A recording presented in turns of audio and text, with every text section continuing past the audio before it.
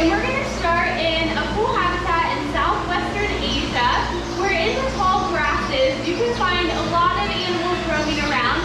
Some large predators like tigers and leopards. So animals need to have a great way of staying safe and defending themselves from those large predators. And we are going to meet a nocturnal mammal first. Here he comes now. Oh, word. You know, there's a tiger over here. Here he comes now. This is Curry. And Curry is an Indian crested porcupine. Now, he gets that name crested porcupine because the crested quills that he has right on top of his head.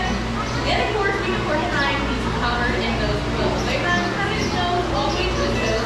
They're anywhere between 2 and 24 inches long. And here's the incredible thing: porcupines cannot shoot their quills. That's actually a Hollywood myth. Porcupines have to physically run into you to use those quills. But they don't want to use them unless they absolutely have to. That's their last line of defense. The first one is this coloration. Julia mentioned that Curry here is a nocturnal animal, meaning he's awake at nighttime. And having a lot of white on a nocturnal animal is not very good camouflage. In fact, it's a great way to say, hey, stop, stay away from me. I have a special way of protecting myself. And you'll notice that a lot of animals with bright contrasting colors have that same idea. Bees, poison dart frogs, and even skunks have those contrasting colors. Ideally, that coloration is going to tell that predator that he is not an animal that you want to mess with. But if they keep approaching, that's when he's going to stick everything up on end. He'll rattle around some hollow quills that are found at the base of his tail. He's doing a good job of showing them off right now. It makes a pretty loud noise, kind of like a metal chain falling to the ground. And then he's going to make a growling noise. He might do the porcupine zoomies, which is a lot like your cat or dog at home when they're running around crazy. But instead of a cute fluffy animal, it's an angry porcupine. But as a last resort, he's going to turn around, run directly into that predator, give them a face full of quills, and then hightail it out of there. Just like that. Bye, Curry. Thank you. Now, nocturnal animals can come in a really wide variety of sizes and habitats. Now, he was one that was going to primarily get around using his sense of smell. You'll notice that Curry, when he was out here, he doesn't have very large eyes. In fact, his eyes were quite small. So he mainly navigates using his sense of hearing and his excellent sense of smell. However, some nocturnal animals get around slightly differently. It looks like she might be joining us. Here she comes. This is, oh, maybe. Julia, try to go ahead and standing up on the bench. She might go ahead and come on out. Yeah, here, if you want to get come down here. Here she comes. This is Mika. He's a type of animal called a kinkajou.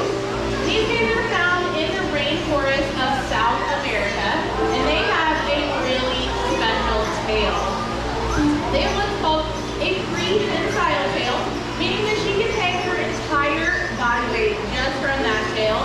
And as she's running around, you guys will notice that she actually has really large eyes compared to her body size. That's so that she can allow more moonlight and starlight into her eyes so that she can see at night.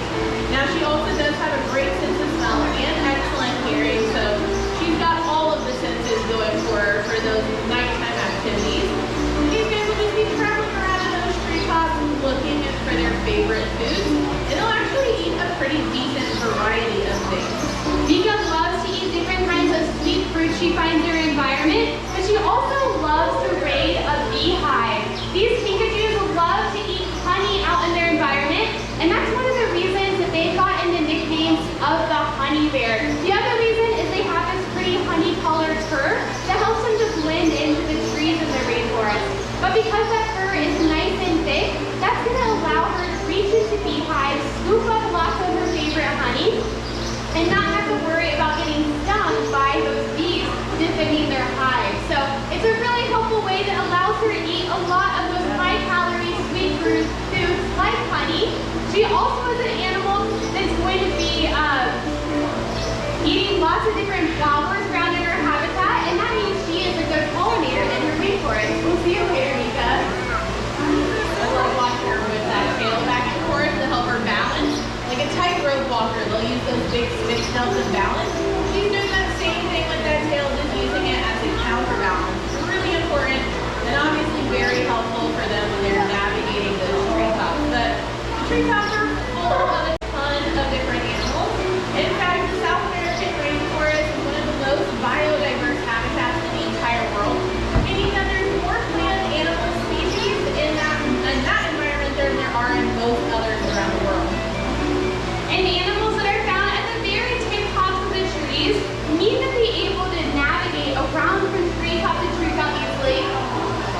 see here is one of the best of that. This is our friend LT, and she is called a scarlet macaw because of that beautiful feathers that she has. Now that bright red coloration, you wouldn't think would be very good camouflage, but when you're looking at a tree in the sun, you're going to see some reds, some yellows, some blues, and obviously a lot of green. That red coloration actually does help them to blend into the treetop. These guys will be looking for some of the similar foods to animals like Nika. She's going to eat quite a bit of fruit, but these birds also really like these things like seeds and nuts as well. And she's going to rely on that large beak on her face to help her to crack into even the hardest of fruits and nuts. She has a very strong beak and can go into an 1/8 of an inch of steel if she needs it to. She also has a bone in her tongue. She relies on that to help her crack into all her favorite foods. Yeah, that strong beak is one of the many things that helps her navigate through the trees. It can also help her to climb. They also have really special feet that basically act like a vice grip to allow them to climb up and down jungle vines, no problem.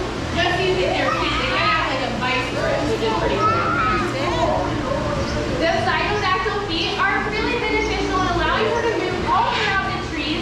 So if she finds a tree that's heavy in fruits or nuts, she can wander around like this and eat as much as she'd like. Thanks, LT, for coming out. Now, we've been doing a lot of work out here. I think we could use a little bit of help for this next animal. What do you think? You're right. You can help Now, our helping hand does need to be good with things that are creepy and crawly.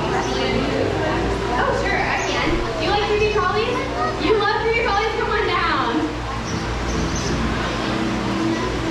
What's your name? Kennedy? All right, Kennedy. I also love creepy crawlies, so we've got a lot in common. You're actually going to help us handle some of the most important rainforest animals. They are some of the smallest. I see my friend peeking around the corner. You want to come on out? You are going to get a chance to handle our Madagascar hinting cockroaches. That sound like a plan? She looks ready to go. Perfect. If you want to go ahead and put your hand out really flat, Katie is on it. She's just moving around. She's got little sticky legs. They don't bite, they don't sting. Can you walk around and show me how cool they are? Perfect. Now these guys are really cool, like Julia said. They don't bite, they don't fly, they don't sting. All our goal here is going to feel are those little sticky legs that allow them to climb up and down trees, over leaves. Their legs are so well adapted for climbing that they can actually climb vertically up glass. That's how good those legs are at climbing. But these guys actually have a really important job in the rainforest. They're found on the island of Madagascar, and they're what we call detritivore, basically a garbage bin. They eat all of the dead, decaying plant matter on the rainforest floor, and basically turns it into really rich soil, which allows new plants to grow. And that helps us have some of our very favorite foods, including coffee and vanilla and chocolate, some of my favorite things, out in here in their habitat. And these animals are actually pretty smart. Something I learned recently about cockroaches is they actually can remember the smell of people. So that's why here at the zoo we always make sure that we handle them nice and gently so that each time they smell me when I come in the room, they know that a friend's coming to help them out. Kennedy, you are doing such an awesome job. You want to come on down and we'll actually trade you that cockroach friend. If you want to hand her back over, I'm actually going to give you a conservation pin to give these out for donations after the show, but you did such a great job. Let's give her a round of applause. Thanks so much, Kennedy. Oh, she's professional. You did a great job. You know, the rainforest of Madagascar is just one of the many incredible rainforests, but I think we should head back to the rainforest of South America to meet another one of our feathered friends that we found way up in those treetops. This is Powell, and Powell is a type of bird called a cocoa toucan. These birds are the largest of the toucan species. Julia, you left your Dr. Pepper can out here. Lunch break before the show. Where did those go, Powell? That's right, they go to recycling. Thanks, Baha. Recycling is a really easy and important way that we can help out animals, especially those that live in the rainforest of South America. The mineral that makes aluminum cans can only be found under trees in the rainforest of South America. So when we need more of that mineral, we actually have to go into the rainforest and cut trees down. Here's a really cool thing: aluminum cans are droppable, meaning that every time you recycle one can, you're actually hoping to save 2 cans.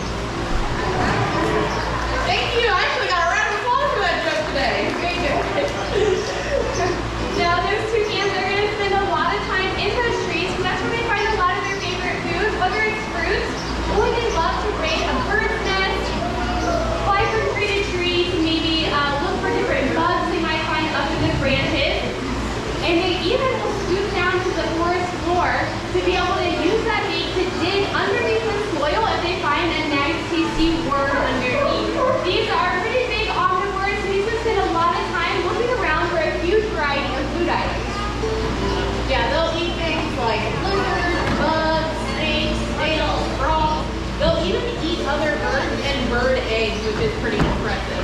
They're not very picky. They have a really special beak that allows them to rip and tear their food into bite-sized pieces. The ends of their beak actually look like a steak knife. They're serrated. Time for you to hop on out of here, Powell. We'll see you later, bud. There he goes. Thank Now, you guys.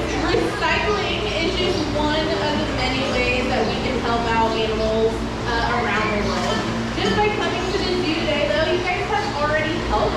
Because a portion, $1 out of each one of your tickets actually goes to helping support conservation efforts around the world, which is pretty incredible. But there are a ton of other things that we can do. Next time you're out enjoying one of our local parks here in Columbus, make sure you pick up any trash that you find. Make sure you put it in a trash can. That's a really easy way that we can help. We have one more friend who can also help if you guys are feeling so inspired. This is Blue, and Blue is blue and gold macaw. Also found in the rainforest of South America.